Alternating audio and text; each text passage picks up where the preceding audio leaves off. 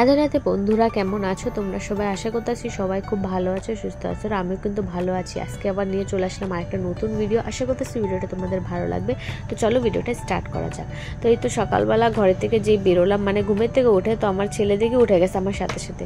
তো এখন আর কি করার, বাড়িতে কেউ তো নাই, তো সবাই চলে গেছে মাঠে যে যার মতো কাজে। আর আমি আমার কাজটা করব কি করে সেটাই ভাবনা চিন্তা করতে করতে ওকে আমার বিছানা থেকে তুলে এখন ওর দিদির পাশে শোয়াই দিলাম। আর ওর ঘুম কোথায়, ওর দিদি তো নাক টাইনে ঘুমাচ্ছে আর ওর চোখে ঘুম নাই। ও টিপ টিপ করে আমার দিকে তাকায় রয়েছে, মানে কখন বিছানা থেকে বেরোবে। যতক্ষণ আমি বকা টকা দিয়ে রাখতে পারি ততক্ষণ রাখলাম, তারপরে সেই ঠিক উঠে আসবে। কিন্তু যতক্ষণ ওকে ধামা চাপা দিয়ে রাখা যায় আর কি, মানে আমার কাজগুলি তো শেষ করতে হবে। আর বাচ্চা কাচ্চা নিয়ে না কাজ করা হয় না, তার উপরে যদি আবার ভিডিও করা হয় তাহলে ওই ক্যামেরা সেটিং ফিটিং করতে না অনেকটা টাইম লাগে। তো সেই কারণে আর কি ওকে নিয়ে একটু সমস্যা হয়ে যায়। তো ওকে একটু বকা টকা দিয়ে যেই অবধি রাখতে পারলাম রাখলাম, তারপরে আর ও রইলো না, ও উঠে গেল। তারপরে ওকে পাঠিয়ে দিলাম বাড়ির পাশে খেলতে। মানে বাড়ির পাশের মেয়েটা না, ও ছোট, আমার মেয়ের থেকেও 1 বছরের ছোট, কিন্তু না ও সকাল সকাল উঠে যায়, যেটা আমার মেয়ে করে না। তো ওর কাছে পাঠিয়ে দিয়েছি, ও এখন দিব্যি ওইখানে খেলবে আর এখানে আমি আমার কাজগুলো সেরে নিব। আর দেখো রান্নাঘরের অবস্থা কি হয় বলো তো, রাত্রেবেলা যখন আমি রান্না করি না, তারপরে না রান্নাঘরটা যেমনটা সেমনই রেখে চলে আসি, কারণ এই সাইডে তো কেউ থাকে না রাত্রেবেলা। শ্বশুর শাশুড়ি মা, তারপরে আমার ছেলে মেয়ে সবাই ঘরে থাকে, এই পাশটা থাকে অন্ধকার আর একা একা থাকতে একটু ভয় লাগে। তো সেই কারণে রাত্রে যা কাজ থাকে রান্নাঘরে সেগুলি সব মানে করতে পারি না, শুধু রান্নাটা করে রাইখা দিয়ে চলে আসি। আর সকালবেলা এরকম মানে নাকে মুখে সব করতে হয়। আর যাদের কাঁচা ঘরে মানে লাকড়িতে রান্না করে তারা বেশ ভালো করে জানো যে ঘরের অবস্থা কি হয় লাকড়িতে রান্নলে। তো এই যে খড়ি টড়ি সবই আছে উনান পারে, সেগুলো সরার মতো জায়গা নেই। আর বাইরে যে রাখবো সেটাও রাখতে পারতেছি না, বাইরে রাখলে আবার এনে ঘরে রাখতে হবে, কুকুর টুকুরে মানে শুবে টুবে সে একটা ব্যাপার আছে না, তো সে কারণে আর বাইরে রাখলাম না। তো সেই অবস্থাতেই উনানের ছাইগুলি উঠাইয়া উনানটাও লেপে ফেললাম। তার মধ্যে আমার ছেলে চলে আসছিল, তারপরে ওকে ওই বাড়িতে আবার পাঠিয়ে দিলাম। তো ও চলে গেল আবার খেলতে। এখানে আমি চাল টাল মেপে নিচ্ছি, এখন রান্নাটা বসাবো। মানে সকালে সব থেকে বেশি আর কঠিন গুরুত্বপূর্ণ সব কাজই বলতে পারো, সব থেকে কঠিন সময় হচ্ছে আমার সকালেরটা। কারণ সকালের দিকে সবচেয়ে বেশি মানে আমার কঠিন কাজটা হচ্ছে রান্না করা, কারণ এটাতে না একটু সময় লাগে, প্রায় আমার 2-2.5 ঘন্টা রান্নাতেই চলে যায়। আর আমাদের ঘরে এক পদ করলে হয় না, আমাদের 5-6 জন মানুষ আমরা, কিন্তু 5-6 জনের বিভিন্ন প্রকারের পছন্দ। যেমন কি ধরো আমার শ্বশুরমশাই ডাল খাবে, কিন্তু আমার শাশুড়িমা ডাল খাবেন না। তারপরে আমার কর্তামশাইকে নিয়ে অত ঝামেলা হয় না, আমাদের 3জনকে নিয়ে ওই যেটা সেটা মানে খাবার হলেই চলে যায়, মানে ওই 2জনকে নিয়ে একটু ঝামেলা হয়ে যায়। আর ওই 2জনের খাবার আবার আমার মেয়ের পছন্দ হয় না, মানে ওই বিভিন্ন ধরনের হয় আর কি। তো এখানে সে জাগে রান্নাবান্না সবই সারলাম, তারপরে এই যে মেয়েকে পাঠিয়ে দিলাম স্কুলে। আর মাঝখানে কতগুলি ভিডিও নিতে পারলাম না, অনেকটা সব মানে দেরি হয়ে যায় বলতে পারো, কাজের মধ্যে ভিডিও করা ক্যামেরা সেটিং করে একটু দেরি হয়ে যায়। তো সে কারণে আর ভিডিওটা করলাম না, সের মধ্যে অনেক কাজ করলাম, সেগুলি শেয়ার করলাম না।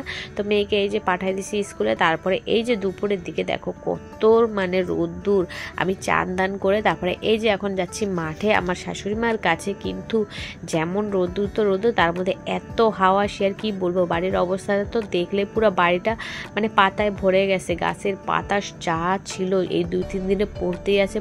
আর উঠান ঝাড় দিতে দিতে আমার হাতের অবস্থা যাচ্ছে তাই হয়ে গেছে। তো এখানে মাঠে গেছিলাম, আমার শাশুড়ি মা আলু টোকাইতেছিল, তো ওইখানে কি আর থাকা যায়, 2 ঘন্টা ছিলাম মনে হয় আমাকে পুরো মানে আলু টোকানো তো দূরের থাক, আলু তো টোকাতেই পারলাম না, তার মধ্যে আমাকে সাদা ভূত করে দিচ্ছে মাটিতে। তো বেশিক্ষণ থাকলাম না, চলে আসলাম বাড়িতে। আর ওর বাবাও বেশি বকাবকি করতেছিল, মানে আমার কর্তামশাই যে এত ধুলাবালির মধ্যে কেন গেছো মাঠে।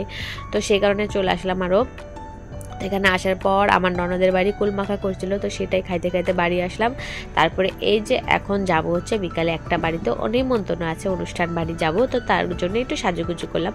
আর গ্রামের দিকে সাজুগুজু মানে হ্যাঁ মোবাইলে দেখি আমি অনেক জায়গায় যাই, গ্রামের অনুষ্ঠানে অনেক সাজুগুজু করে যায়, কিন্তু আমি যেন তো পারি না, এক তো আমার লজ্জা লাগে।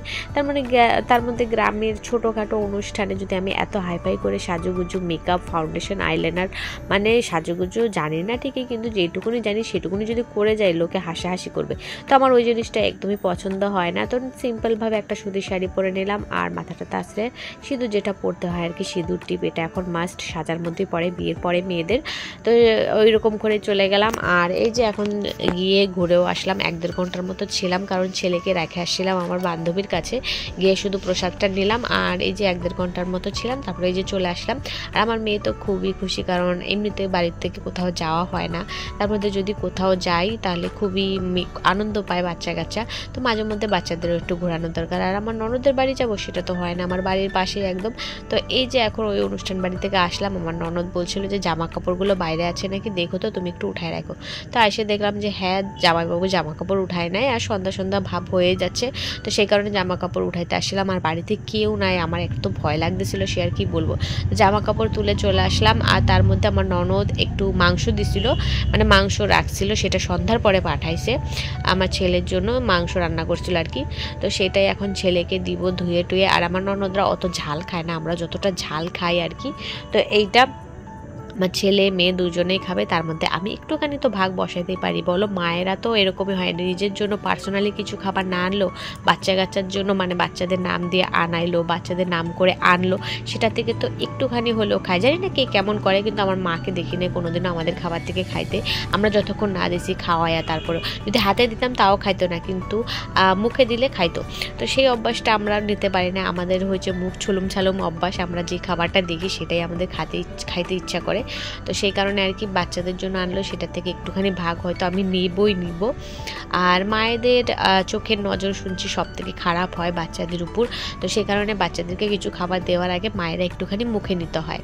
তো এই যে জাগে ছেলেকে খাওয়ালাম, শান্ত করালাম, মেয়েকেও সন্ধ্যাবেলা জলখাবার খাওয়ালাম। আর আমার তো জলখাবার চলতেই থাকে, এই জল খেলাম, এই মুড়ি খেলাম, হ্যাংনা ত্যাংনা। তো সন্ধ্যাবেলা টিফিন করে এই যে রাত্রেবেলা খাবার বানাতে বসে পড়লাম।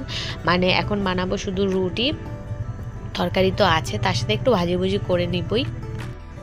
আর আমাদের ঘরে জায়গা একদমই কম, সেইখানে মানে রাত্রেবেলা যেই রুটিটা বানাবো, এক তো অনেকক্ষণ দাঁড়ায় বানাইতে হয়, আর নিচে নামায় যে বানাবো তারও জোবানে আমার ছেলে বারবার এসে মানে বিরক্ত করে।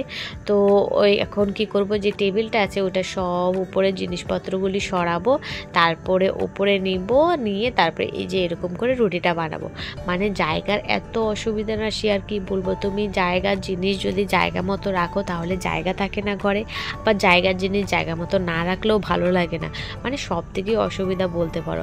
আর আমাদের ঘরটা সত্যি কথা বলতে অনেকটাই ছোট, অনেক কাজে অনেক রকমভাবে অসুবিধা হয়ে যায়। তো সে জাগে বন্ধুরা রুটিগুলো ফুলতেছে এখন, মানে রুটি যখন ফুলে তখন কিন্তু সেই রুটিটা খাইতে দেখতে সব দিক দিয়ে ভালো লাগে। তো এখন আমার প্রায় প্রত্যেকদিনই রুটি বানানোর পরে আমার শাশুড়ি মার জন্য, আর রুটিগুলো কিন্তু বেশ ফুলে, আমার নিজের প্রশংসা আমি নিজেই করছি। তো সে জাগে বন্ধুরা ভিডিওটা এখানেই সমাপ্ত করে, আশা করতেছি ভিডিওটা তোমাদের ভালো লাগলে একটা লাইক করে দিও।